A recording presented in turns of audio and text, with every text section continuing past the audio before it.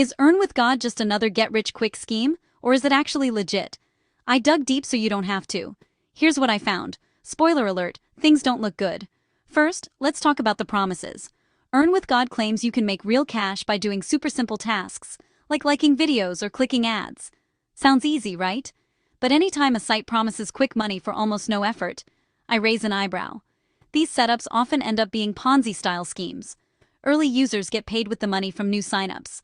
Eventually it all collapses, and guess who loses? The regular users. Next, the pay-to-earn trap.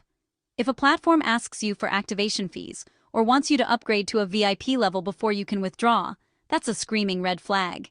Real jobs pay you. They don't ask you to pay them first. I also checked for transparency. Real businesses show who runs them and where they're based. EarnWithGod?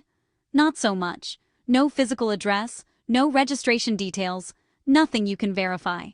And here's the classic scam move. After you finish a bunch of tasks, they suddenly want more money to unlock your withdrawal.